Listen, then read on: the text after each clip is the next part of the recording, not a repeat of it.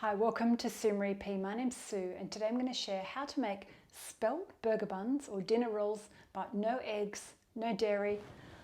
My original recipe, like my #1 best video ever, and I have many viewers out there that don't like eggs or dairy, so I wanted to try and share a recipe with you for a burger bun, but vegan or dairy-free, egg-free. So let's get mixing. So just to make it easy, I'm going to use my stand mixer. So I'm going to put my dough hook on first, but this can also be done by hand or with a big wooden spoon. So I'm going to do 2 types of spelt flour. I've got whole grain and white spelt flour. So this is just 1 cup or 150 grams of whole grain. And this is about 2 cups and a third or 350 grams of white spelt. And I'm going to add in a teaspoon of salt. Then I just like to mix that a little bit. Before we started filming, I grabbed my oat milk, 300 mils, and started heating it up. I just heated it up for about a minute or 2, so it's lukewarm to touch. I'm going to pour it into my jug here. So this is 300 mils of oat milk, and I'll pop some other measurements above. Just to help the yeast along, I'm going to add the 2.5 teaspoons or 7 grams of instant dried yeast. We're just going to sit it here until it goes bubbly for about 10 minutes. It's not super important, but it just kind of helps the dough along. So let me just set a timer for 10 minutes. So while that's all bubbling, you can prepare the other things that are needed for the recipe. So a separate bowl is really good. So I like to transfer my dough from there into here, and I just grease it with a little bit of oil. So then that's all ready once the dough is formed. And with spelt flour, one tip that I've noticed since I've been making bread for the last couple of years is that you don't need to process or knead it for as long as regular flour. So that's ready. And you need to grab a baking tray for dividing later on. This recipe makes about, how many buns does it make? I think we're going to make about 8 buns. So I've got 2 trays, 2 tray ideas. So this is a new tray that I've been using, so you can divide it into 8 balls and pop it into a rectangular tray like this, or a round tray, and have them quite close together. But if you prefer the kind of real burger looking bun that's separate, you can just place it on an ordinary baking tray, but I'm going to line them with paper just so it's easy to clean up. So we'll come back once that's all bubbled. So our yeast is all bubbly and activated. We've got this beautiful foamy bit on the top. So I'm going to pop it into my bowl. I should have mentioned I've also made this with pea milk. I've been experimenting using pea milk recently, and it's not green, it's still creamy and white, and that also worked well in this. I haven't tried it with soy or almond milk. So I'm going to start mixing this. And we also need to add some oil. I've only got olive oil in the house at the moment, so I'm going to add 3 tablespoons of olive oil. You might be wondering out there if you can do just total water and no milk. I haven't tried it. I've only tested it this way. And I've got some lukewarm water here. I've just added a dash of boiling water to just regular water. And I'm going to add a couple of tablespoons of that. 3 tablespoons of the lukewarm water. And I'm just spilling it everywhere. So just put it onto 2 on my KitchenAid stand mixer, and I'm going to knead that for about 3 minutes until it comes away from the side. If you're wondering what I'm doing, I'm cleaning up as I go. It makes life so much easier. You don't have this big mess right at the end. Stop it, because even though it hasn't been 3 minutes, oh no, it's kind of shaggy but not glossy and smooth, so I'm going to keep kneading it for about another 2 minutes. Grab a dough scraper to have on standby so we can get it out of the bowl. That's looking pretty well formed, so we may not need it. Do a little bit of a mixing dance. I like to do ballet, so let me do a port de bras for you, just to loosen my back while I'm standing here. It's sounding like it's done. Look at that. It looks lovely and hydrated. So to help it out, what I'm going to do, you can either flour your hands, or I like putting olive oil on my hands. And it's a sticky dough ball, but I'm trying to keep the dough really hydrated so we have fluffy buns. So I'm going to put it into this oil bowl. I'm just going to grab some of that oil from the bottom and pop it on the top. So then my plastic doesn't stick. Now I need to rest it for about 45 minutes to an hour. My kitchen's fairly warm, so it usually takes about an hour. And I love this bowl. This size of this Pyrex medium bowl is perfect for this quantity because I know when it reaches the top, it's done. So we'll come back after this dough has doubled in size. So my time has just gone off. It's been an hour and my dough is reaching the top, which is perfect. So it's ready to take out of the bowl. Now we need to divide it into 8 burger buns or dough balls. So I've got my scales here. I like to measure it and get roughly about 100 to 105 grams per bowl. To ball. So another little tip is I like to have a breadboard to pop the dough onto, and this is just rice flour. Found I love rice flour for making bread with spelt flour, but if you've just got spelt flour, that's fine. So grab your dough scraper and pop the dough onto the floured breadboard or your bench. I've got a little tickle in my throat. Allergy season here in London, so I've been having a little bit of hay fever this week. Okay, pop some flour in your hands, and we're just going to knock a little bit of this air out. And as I do that, I'm just stretching it to roughly get my 8, or divide into 8. So I'll go half and do 4. If you don't want to weigh them to be so perfect, just use your eye, but it's nice to have even balls. 116, 109, 110, 112. You're not bad today, Sue. 102, 108, 90, so that's a bit small. Let's give that one a little bit. So this one was 116, so I'm going to steal some of that.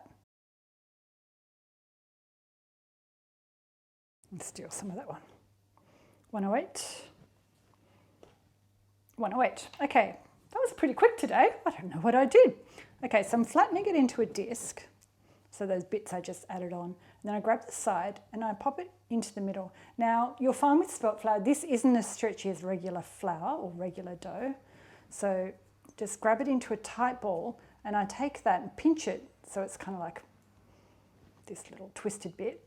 And then on the bench or the board, grab a bit which hasn't got too much flour. I was doing it anti-clockwise. Do it like clockwise and just cup it slowly. And you kind of get this nice formed ball. And you try and get it so there's no more creases. And pop it onto your tray. So I prepared this tray with a little bit of oil and baking paper. I'm just going to pop them a little bit separate, about 2 fingers apart, and then flatten it slightly so you get the burger shape. So flatten it, then we stretch it into the center. And you can kind of feel that it gets tight and you can't stretch it anymore, and that's perfect. You get this kind of like shiny top. And then I'm going to do it left-handed because that's easier for me, and I'm doing it anti-clockwise, but you can do it clockwise if you're right-handed. This just works for me. Flatten it and pop it on the tray. Now, if you did want to have more of a dinner roll style, you can bunch them so they're closer together, but I'm going to make sure that they're a little bit more apart today, and then just keep going. I'll probably speed this up for you at home. The dough is so beautiful and soft. I'm very excited to show you this today. I've been practicing trying to get a perfect vegan or dairy-free bread roll for you. And we're going to turn this into our veggie burgers tonight for dinner.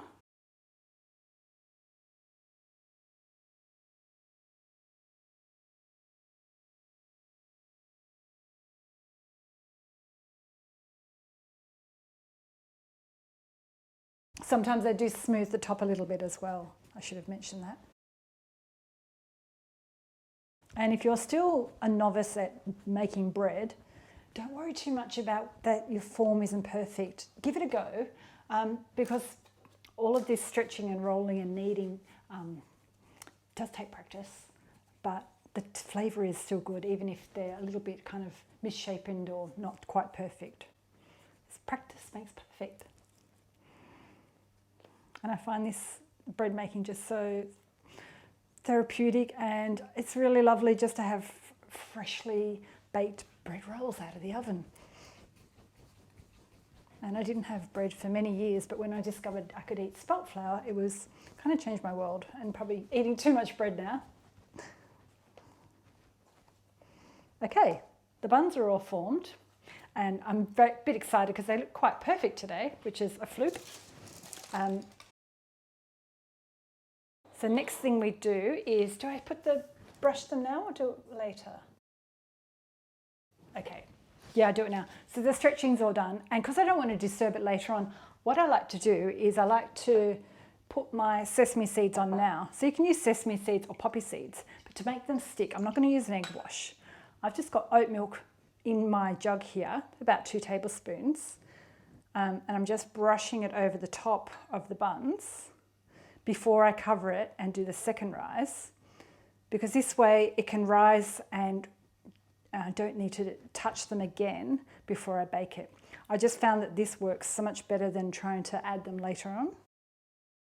Remember, if you're new here today, consider subscribing. All you need to have is a Google account, hit the bell, and then you get notified when I have a new video. I do 2 videos a week, most weeks.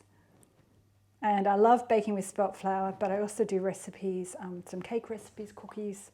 I like doing different flours like buckwheat and quinoa flour. And I also like adding a few different ideas for gluten-free baking.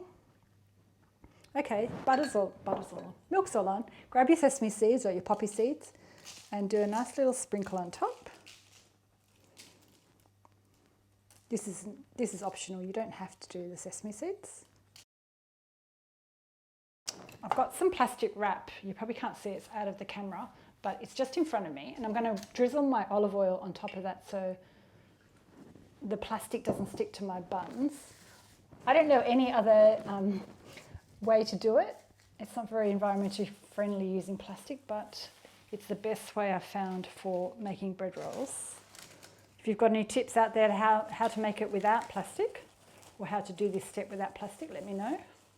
I have tried the tea towel method, but kind of gets stuck as well. I'm going to stop talking and just focus on what I'm doing. So it's kind of loosely covering it so there's no air. But the other thing I like to do is just grab a tea towel as well, just to ensure that no air gets in. So that's trapped in there.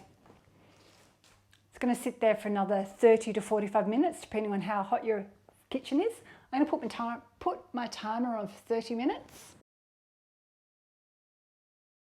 And because I want my oven nice and hot, I like to pop it on now so I don't forget. So I'm going to put it on to 200 degrees of fan force C, and I'll pop some other Fahrenheit measurements above. That's all ready to go. So let's check our buns out and see if they're ready to bake. Oh, they're looking good. So I'm going to take the plastic off. They have started budding together, but I think they'll be fine. Now I'm going to bake them in my warm oven for 15 to 20 minutes. I'm going to keep an eye on them. I don't want them to go too golden brown. A little baking tip that I always do is I add a little ramekin of water just to the base of my oven. That creates a little bit of moisture and steam, and it ensures you have fluffy buns. Everyone wants fluffy buns, so let's pop that in. I'll bake them now. Pop the timer for 15 minutes and I'll keep an eye on them and check them. Can't wait to show you. My timer's going off, so I'm just going to check them. Whew, you get that steam hit as you open the door.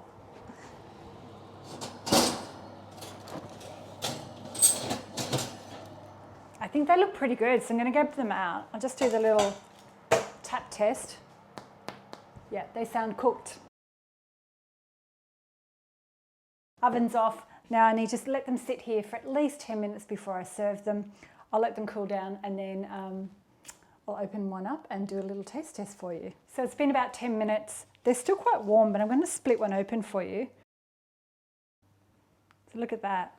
They're so soft and fluffy, really springy. All right. No butter. And that tastes really good. I think if you made this for your family, they wouldn't even know that there's no butter or no eggs or milk in it, or dairy. No sugar, doesn't really need it. These are delicious. I can't wait to have them tonight for dinner. And such a great recipe. Let me know if you give this a go. Pop a comment below. I love getting your comments. And I'll save that for later. Don't forget, share it with a friend. Stick around and I'll pop some other videos up above for some other bread making ideas with spelt flour. And I'll see you next time. See you later. Bye.